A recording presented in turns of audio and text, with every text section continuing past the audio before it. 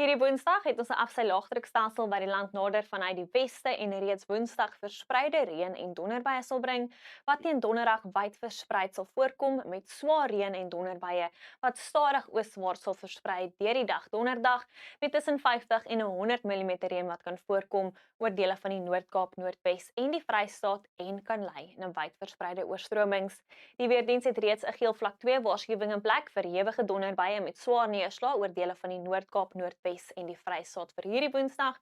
So hier is die voorspelling.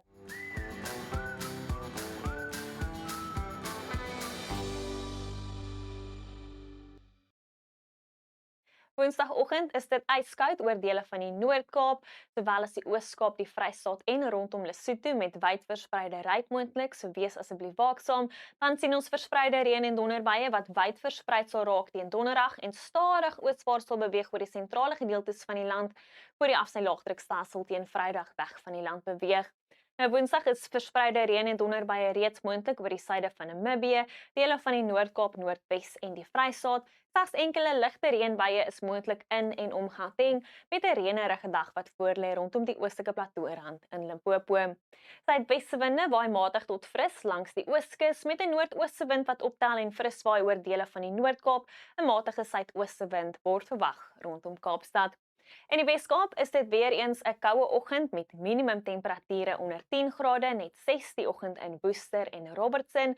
Later 'n lieflike sonskynmiddag met kalm toestande, maar temperature wat steeds onder 20 sal wees met net 19 in Kaapstad, 18 die middag in Laingsburg, 17 in Mosselbaai en 18 wat verwag word in George.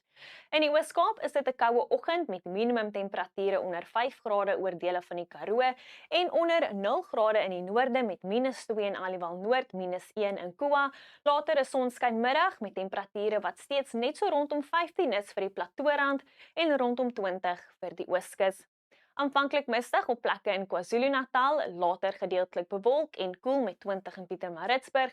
'n Suidweste wind waai matig tot fris langs die kus. Oor die Hoëveld is enkele ligte reënbuie moontlik, andersins gedeeltelik bewolk en koel met 18 in Ermelo, bewolk met ligte reënbuie rondom die Plateaurand en in die Laagveld.